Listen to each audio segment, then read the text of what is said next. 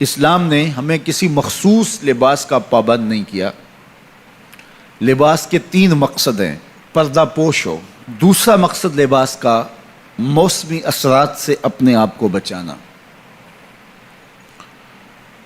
اور وہ گرمی سردی مختلف علاقوں اور ان کے موسمی حالات کے مطابق میں مختلف علاقوں کے لوگ اپنا لباس اختیار کریں گے۔ اور تیسرا لباس کا مقصد زینت حاصل کرنا۔ موسمی اثرات سے بچنے کے لیے ستر عورت کے لیے لباس پہنا جاتا ہے، تو اس لباس کو زینت سے بھی مزین کر لیا جائے تو کوئی حرج نہیں ہے۔ خوبصورت لباس ہو اور آپ کے جسم کی ساخت اور ڈیل ڈول کے مطابق ہو اور آپ کے علاقے اور کلچر کے مطابق ہو، اس میں کوئی حرج نہیں ہے۔ لیکن حج کا ایک ایسا موقع آتا ہے جہاں سارے لباس اتر جاتے ہیں اور 2 سفید کپڑوں میں، اور وہ بھی انسلے، حجاج کرام ملبوس ہوتے ہیں۔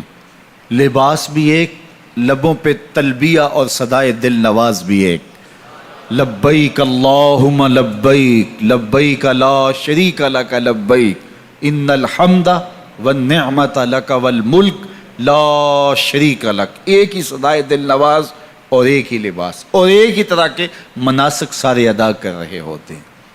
امیر ہو، غریب ہو، گورا ہو، کالا ہو، ایک ہی آواز اور ایک ہی صدائے دل نواز اور ایک ہی لباس اور ایک ہی رب کے بندے ہو کے فرزندان توحید جس انداز سے اپنے رب کے حضور حاضر ہوتے ہیں، تو یہ انسانی مساوات کا ایک بہترین عملی نمونہ ہوتا ہے۔ حج عالم اسلام کا سالانہ عالمی اجتماع ہے۔ ہمیں اللہ نے اہل اسلام کو یہ نظم دیا ہے کہ محلے کی سطح پر 5 گانا نماز کا اجتماع ہے۔ ہم محلے کی مسجد میں روزانہ 5 اوقات میں جمع ہوتے ہیں، ایک دوسرے کے دکھ سکھ معلوم ہوتے ہیں۔ کوئی نمازی مس ہو تو ہمیں تشویش ہوتی ہے کہ وہ خیر سے تو ہے، کیا مسئلہ ہے۔ تو ایک اچھی معاشرت کی تشکیل کے لیے مسجد ایک بنیادی یونٹ ہے۔ تو مسجد سے ہمارا سلسلہ شروع ہوتا ہے، یہ محلے کی سطح پہ ہے۔ علاقے کی سطح پہ جمعۃ المبارک کا اجتماع ہے۔ پورے علاقے سے لوگ ایک مرکز میں جمع ہوتے ہیں اور وہاں مسائل دینیہ سنتے ہیں، ایک دوسرے سے آگاہ ہوتے ہیں، مختلف علاقوں کے لوگ وہاں ایک دوسرے سے ملاقات کرتے ہیں۔ اسی طرح سالانہ اجتماع ہمارے 2 عیدین کے ہیں، جو کہ مسلمانوں کا ایک اکٹھ پورے شہر کی سطح پہ ہوتا ہے اور بہت بڑا انبوہ کثیر مسرت کا اظہار بھی کرتا ہے اور ایک دوسرے سے ملتا ہے۔ اور ہمارا عالمی اجتماع حج ہے۔ پوری دنیا کے لوگ وہاں جمع ہوتے ہیں اور آ کر کے وہاں ملتے ہیں اور ایک دوسرے سے مراسم پیدا ہوتے ہیں اور ربط پیدا ہوتا ہے۔ یہاں 5 گانا نماز میں ہم ایک دوسرے سے تعارف بھی کرتے ہیں اور اللہ کی بندگی اجتماعی طور پہ بجا لاتے ہیں۔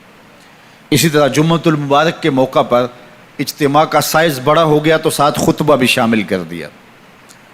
4 رکعتوں کی بجائے 2 رکعتیں کر دی گئیں۔ ظہر کی 4 رکعتیں ہوتی ہیں فرض، اب رکعتیں 2 کم کر دی گئیں، کوئی بات نہیں ہے، اس کی جگہ خطبہ شامل کر دیا گیا۔ چونکہ لوگ پورے علاقے سے جمع ہوں گے، ان کو کوئی میسج دینا ہے، لہٰذا 4 رکعتی فرض نماز کو مختصر کر کے 2 رکعت کر دیا گیا اور 2 رکعت کی جگہ پہ خطبہ جمعہ رکھ دیا گیا، تاکہ لوگوں کو آگہی ہو، لوگوں کو شعور ملے، لوگوں کو علم کا نور نصیب ہو۔ یہ اسلام کا دیا ہوا نظم ہے۔